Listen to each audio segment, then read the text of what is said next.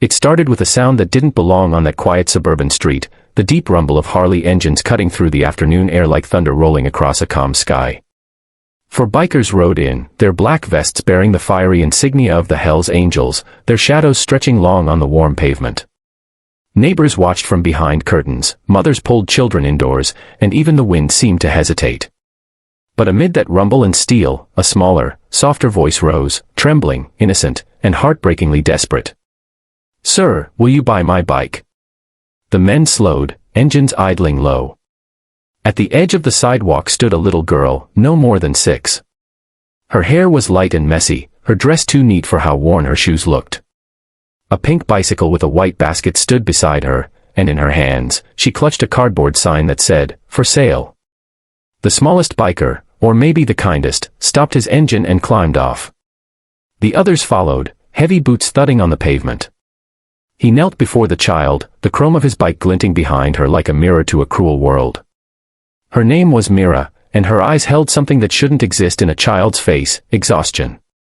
Behind her, under a tree in the distance, an older woman sat slumped against the trunk, wrapped in a blanket, pale and thin. The biker's throat tightened as Mira spoke again, clutching her sign a little tighter. "Please, sir. Mommy hasn't eaten in 2 days. If you believe in kindness, in second chances, in standing up when the world turns away, please, take a moment to like, comment, share, and subscribe to Kindness Corner." Stories like this one remind us that compassion can still change everything. The biker's name was Ryder. His brothers called him Wolf, but the nickname never really fit. Beneath the tattoos and leather was a man who had lost more than most people could imagine, a father who'd walked away, a son who never came home, and a faith in the world that he thought was long gone. But that day, kneeling on that hot pavement, he felt something stir again. He asked her softly what she meant, and between halting breaths and tiny tears, Mira told him everything. Her mother, Clara, had worked at a local catering company owned by a man everyone in town respected, Mr. Hensley, the CEO who smiled on magazine covers and donated to charities for the cameras. When the company downsized, Clara was among those fired. She pleaded with him, begged to keep her job just a few weeks longer so she could feed her daughter. But Hensley didn't care.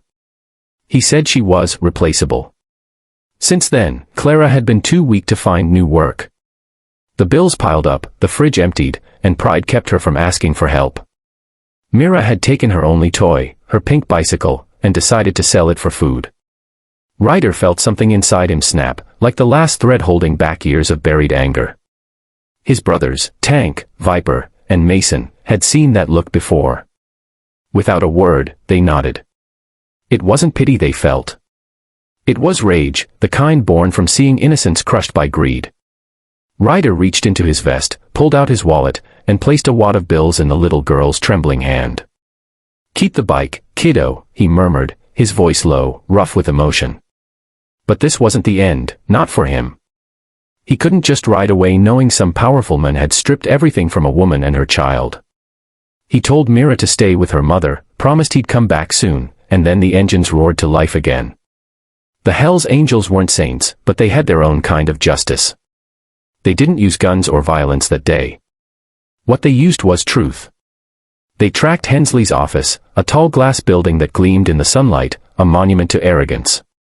The 4 men walked in like thunder after lightning, boots echoing against marble floors. The receptionist froze. Ryder's eyes found Hensley's through the glass wall of his office, the kind of man with a gold watch, a fake smile, and hands that had never worked an honest day in years. "What is this?" Hensley scoffed as they entered. But Ryder didn't shout. He placed the for sale sign on the CEO's pristine desk, the same cardboard Mira had held. "That," he said quietly, "is what your greed cost." For the first time, the polished businessman looked shaken. Ryder told him about the little girl, the mother starving under a tree, and the bicycle worth more in love than all his cars combined. Hensley tried to defend himself, mumbling about business and layoffs. But his excuses died when he saw the fury in those men's eyes, not criminal rage, but moral fire. They didn't hurt him. They didn't have to. Instead, Ryder leaned close and said, "You don't get to buy forgiveness. But you do get a chance to do what's right."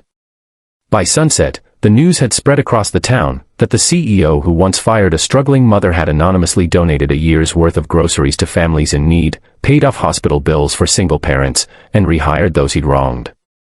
No one knew what changed his heart. Only a few rough men and a little girl with a pink bike did. When Ryder and his brothers returned to that tree later that evening, Mira ran to them, her eyes wide with joy. Her mother, Clara, stood now, still weak, but smiling for the first time in weeks. The light caught her face, and Ryder noticed the way her hand trembled when she tried to thank him. He simply nodded, tipping his head as the engines cooled beside them. "You don't owe us anything," he said. "Just promise you'll never give up." They shared bread that night, the bikers, the woman, and the little girl who'd sold her bike not for toys, but for love. The sunset painted gold across the chrome, the grass, and the cardboard sign that now lay folded in Myra's lap. For a moment, the world didn't seem so broken anymore. If this story has touched your heart, if it reminded you that compassion can come from the most unexpected places, please take a second to like, share, comment, and subscribe to Kindness Corner. Every click helps stories of real kindness reach those who need hope the most. And before we end, tell us in the comments below, what would you have done if you were in Ryder's place? Because sometimes, all it takes is one act of courage to make the whole world believe in kindness again.